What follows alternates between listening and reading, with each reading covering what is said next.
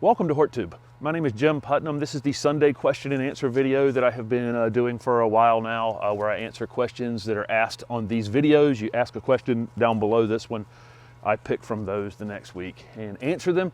The first Sunday of every month, I still do the Subscriber Sunday video where subscribers send in photos of things in their yard that they're proud of. You can send in photos to this email address right here if you're interested in that.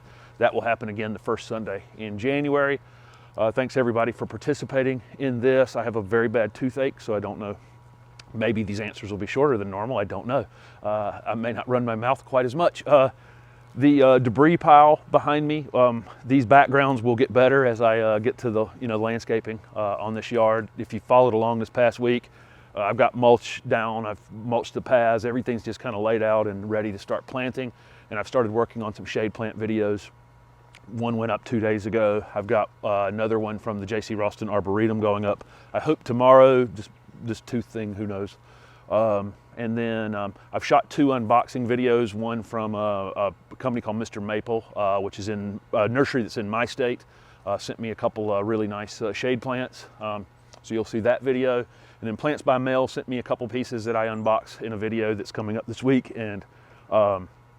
And of course, those are always nice as well. So you'll see that video as well. And then another thing to get to here is the plantsbymail.com giveaway from last week's Subscriber Sunday video for the beginning of December.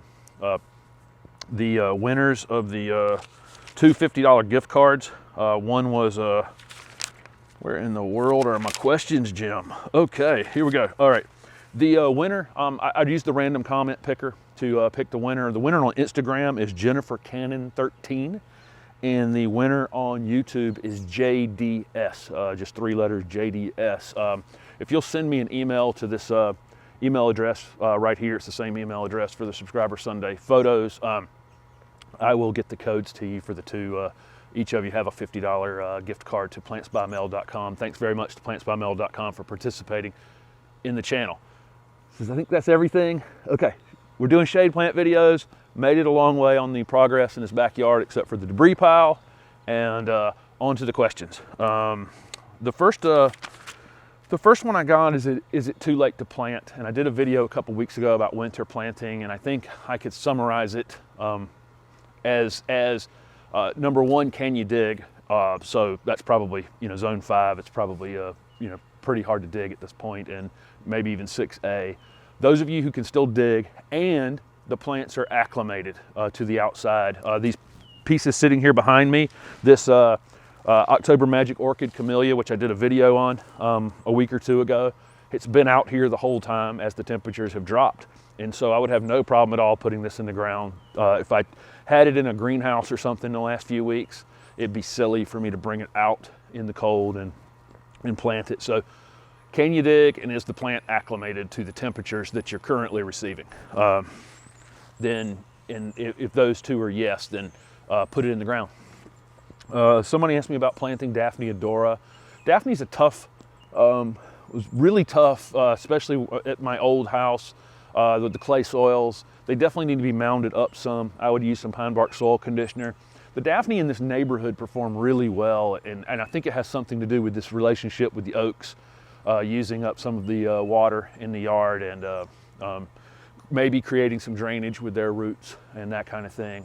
This is an interesting phenomenon in this neighborhood. It's kind of an oak savanna, and some of you may or may not have heard of this thing called an oak savanna. A lot of the Midwest United States, when Europeans got here, was an oak savanna. It was a large grassland, which we can all know about, but there were also oaks growing in parts of it. Oaks and those grasses got along just fine, and the large trees created space for the animals to hide and that kind of thing. And it does the same thing in this neighborhood. It's so interesting to me that these oaks perform so well in here with this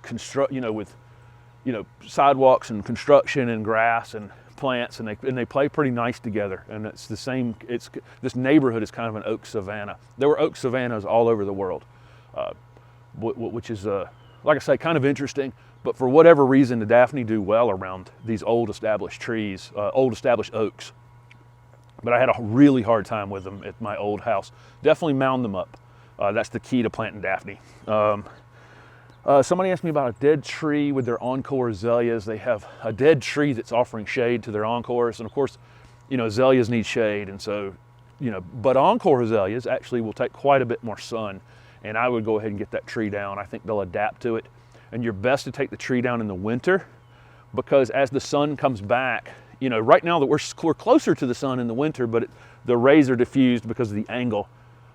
When that angle straightens out, you know, by May or June, you know, when our skin starts to get burned so badly outside, that's going to be the same problem your plants are going to have if you were to take the tree down later. So if you took the tree down in the winter, the plants would have a chance to adapt to that changing intensity of the sun through the spring, and I think they would probably be fine. But if the tree fell or you took it down in June or July, it would be really bad.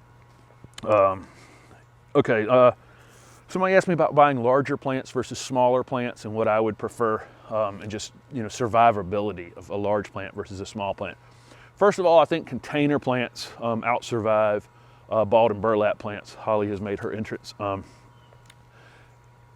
just in general. And when I was landscaping, I always preferred container plants. Even a smaller plant in a container would catch up with and pass a field-grown plant where, you know, where it was grown in the ground and taken out and, you know, put in burlap.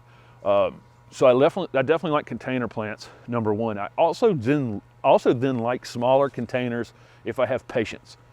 So I prefer 3 and 7 gallon container material. This is a 2 gallon container, Camellia right here.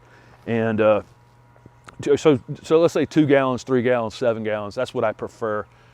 I've planted lots of 25, even 50 gallon, you know, and bigger material in my life, but I do know that most of the roots in the bottom of that container are going to die. There's no oxygen down there in the ground, and it's typically wetter down there, and so a lot of those roots that you're buying are going to die anyway, and pretty quickly. Most of the root material on most of these shrubs, especially this Camellia, they're going to be up into the top 3 or 4 inches of soil. So having a container that's this deep, you know, the bottom of those roots are going to die anyway when they're planted into the ground. If that death happened quickly, it could be, you know, could set the plants back a little bit. There's a lot of words here, but I prefer 3 and 7 gallon material if I can find it. I'll plant 25 or 50 gallon material if the customer just absolutely needed something that was already 6 or 8 feet tall and they just couldn't, they had no patience for it. But as a homeowner, if you're planning on being in the house for a while, 7 gallon material is about as big as I would buy. Somebody asked me about Evergreen Viburnums for Zone 6, and I have a couple videos for them, Prague and Leatherleaf are 2 Evergreen Viburnums that will grow in Zone 6. But when they go to the nursery to look at them, or a garden center to look at them, they're ugly. This is very true. Prague Viburnum especially just doesn't look great in a container. I grew both of these. I grew Prague and Leatherleaf Viburnums for years, and they never present themselves very well in a container. But in the ground, Prague Viburnum is beautiful. Very full, dense growth, great plant. I highly recommend that plant if you're, you need a screening plant in Zone 6 or Zone 7. But like I say, it doesn't present itself very well in a container. There are lots of plants that are the opposite of that just grow absolutely beautifully in containers, and you sell them like crazy because people, you know, you look at it and they're perfect. And then I drive around or do these tours and things, I never see them. And so I think they're good container plants. They're collapsing in the landscape. Prague Viburnum would be the opposite of that. Looks terrible in a container. It's super thin, kind of wispy, beautiful in the ground. Somebody asked me if you should just keep adding mulch and would it build up over time. I monitor this. I want my mulch most of the time to rot almost completely away before I remulch. I just put down this heavy layer this week. Some of these spaces are probably 5 and 6 inches deep out here. I would definitely not come back very soon with any kind of thick mulch back here. I'll monitor it. If I still have some mulch left when I'm remulching, a goodly amount, I'll only put 1 inch or 2 of mulch down just to kind of change the color, you know, spiffing it up or whatever, make it look new or fresh or whatever. If the mulch was thin enough that I was seeing bare spots in the ground, I'd go ahead and put down 3 or 4 inches. But I monitor it each time I mulch. I do want it mostly to break down and become compost and humus for the plants. Let's see, somebody asked me about Camellia Japonica recommendations, which varieties I like the best. This October Magic Orchid is a Camellia sasanqua. They bloom in the fall here. Camellia Japonicas, that some will open flowers before Christmas, but most of the flowers open after Christmas in January, February, March. My favorite varieties are number one, Pink Perfection. There's another one called Taylor's Perfection. It was done by Taylor's Nursery here in Raleigh, North Carolina. Both of those are beautiful. It is a pink. It's a pink that you would describe if you were like looking for the perfect color that described pink. That's Pink Perfection. And then it's called Pink Perfection because the flower is, if you were going to draw the perfect symmetrical flower, Pink Perfection would define it. Google it. Take a look at Pink Perfection. It's just beautiful. Taylor's Perfection, same thing. That's my pink selection, and then Greensboro Red is actually my red selection. It has a smaller flower. It's not as big as some of the other reds, but it's very reliable blooming, the red is a true red. Sometimes when we call things red, they're not really red, but Greensboro Red is very red. And then there's another one from the Southern Living Plant Collection called Early Wonder that is a earlier blooming variety that will, most of the blooms will happen before Christmas, and it's probably going to be a very reliable flowering one. It's a pink, it's like a dark pink, beautiful, pretty formal looking flower. That's Early Wonder.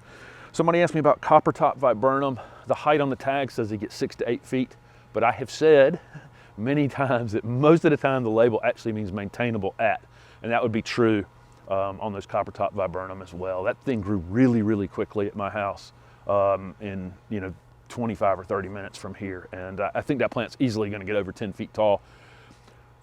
And the tag should probably say easily maintainable at 6 to 8 feet. That's what the height should say on most tags, because the plants don't stop growing. But I think that would be easy for people to understand. You can maintain it at 8 feet, but it's going to get a little bigger if you don't. And let's see. Somebody asked me about recommending a rabbit repellent. I have never tried using any type of repellent for deer or anything. Don't tell anybody, but I have a small piece of property not that far from here that I was actually going to build a nursery on. I have a heart trap, and if I have a rabbit issue, rabbit goes in trap and goes to the other land. It's a Airbnb relocation area for happy rabbits. That's where they go if I have a problem with rabbits. I've never actually tried a repellent. I trap them very quickly, very humanely, and relocate them to their own property in Johnston County, North Carolina, to live out their days. So anyway, thanks very much to for participating in the giveaway video. Got a lot of comments on those videos. Congratulations to the 2 winners. Send me an email and ask questions down below, gardening questions down below, and I will answer them in next week's video. Thanks again.